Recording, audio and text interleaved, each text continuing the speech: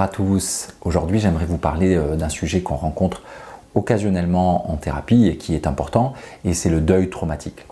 Alors, c'est un sujet qui est extrêmement complexe, bien sûr, et notamment parce que c'est pas un seul problème, mais en réalité, c'est plutôt un triple problème. Alors, pourquoi je dis ça? D'abord parce que le deuil traumatique, c'est un problème traumatique, et ensuite parce que c'est un problème de deuil. Donc, ça fait déjà deux problèmes. Et puis, le troisième problème, c'est que le tout, vous le savez, le tout est toujours plus que la somme de ses parties. Et donc, vous avez le traumatisme, vous avez le deuil, donc l'un de chaque côté. Et ce qui risque de coincer, c'est que les deux se font mutuellement obstacle. Donc d'un côté, vous avez le chagrin qui est réactionnel à la perte, et qui est tout à fait normal, mais qui demande un travail intégratif. Et vous avez d'un autre côté le traumatisme, qui est un souvenir ou éventuellement des souvenirs qui sont stockés d'une manière problématique en mémoire et qu'il faut réussir à intégrer. Sauf que l'un empêche l'autre et c'est là où ça peut coincer. C'est-à-dire que le trauma empêche l'intégration du chagrin et de la perte de la personne, et de l'autre côté, le chagrin du deuil empêche la résolution du traumatisme, et ça fait qu'on peut se retrouver des années après un deuil qui soit survenu de manière traumatique, et on est encore totalement submergé sur le plan émotionnel et cognitif, et donc dans une situation de deuil qui est un deuil bloqué. Alors on va parler de deuil traumatique dès que les conditions de la mort de la personne sont traumatiques, et là il faut que je précise deux choses. La première, c'est que je parle de conditions traumatiques au sens où Francine Shapiro parlait des traumas. Alors je m'explique. Francine Shapiro, vous le savez peut-être, j'en ai déjà parlé sur la chaîne, c'est la fondatrice de la thérapie EMDR, qui est une thérapie qui est spécialisée dans le traitement du stress post-traumatique.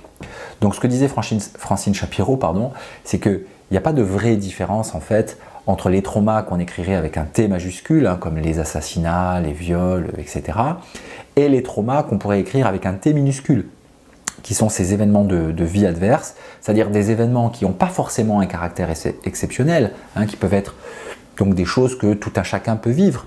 Alors par exemple, ça va être très fréquent lors d'une thérapie EMDR, qu'on travaille sur des souvenirs d'enfance qui ont laissé une trace, comme le souvenir d'une moquerie qu'on a subie à l'école, ou d'une déception, d'un échec, ou d'être par exemple toujours le dernier à être choisi pour faire partie des équipes de sport. Donc vous voyez des souvenirs qui sont clairement, on ne peut pas les considérer comme des traumatismes, parce que la vie n'a pas été menacée, mais quand même des souvenirs qui ont semé une graine à l'intérieur de soi de « je suis nul » ou de « je ne mérite pas d'être aimé »,« je peux faire confiance à personne », etc., etc.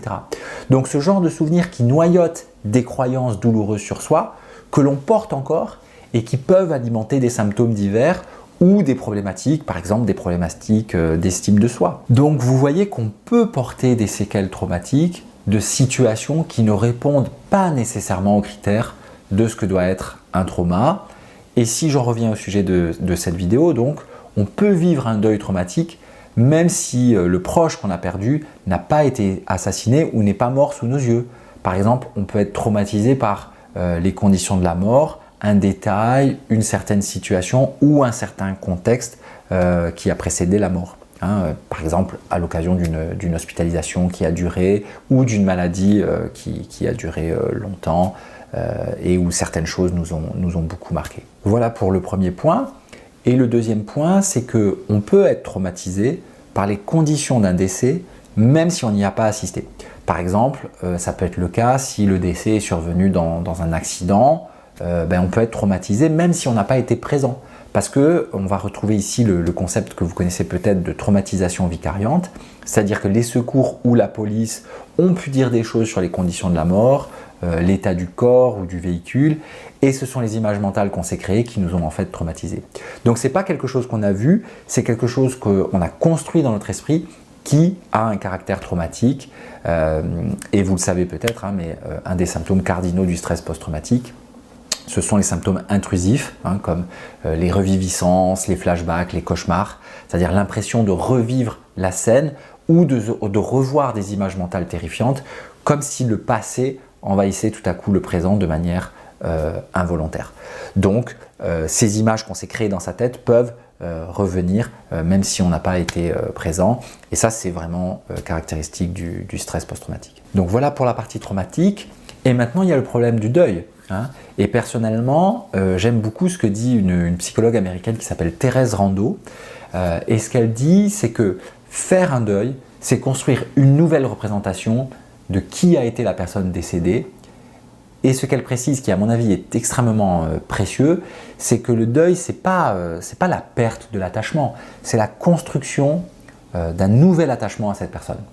Et quand le processus de deuil est complété, on reste en quelque sorte connecté à la personne décédée, mais on est connecté autrement. Et on est connecté à travers des souvenirs qui sont des souvenirs agréables, positifs, qu'on a partagés avec la personne. Et souvent, on va ressentir de la gratitude pour que cette personne, pour le fait que cette personne ait fait partie de notre vie. Alors, vous comprenez pourquoi le deuil traumatique vient interférer dans ce processus. C'est parce que qui dit trauma dit intrusion, et ces images involontaires qui surviennent dans l'esprit et qui sont souvent des images horribles ou très perturbantes liées aux conditions de la mort, ces images, ce qu'elles vont faire, c'est qu'elles vont empêcher d'avoir accès aux bons souvenirs qu'on a vécu avec la personne. Or, c'est l'accès à ces bons souvenirs qui est capital pour construire ce nouvel attachement dont je parlais. Alors mon conseil pour vous, si vous vivez un deuil traumatique, c'est de contacter un thérapeute qui soit spécialisé dans la prise en charge des traumatismes.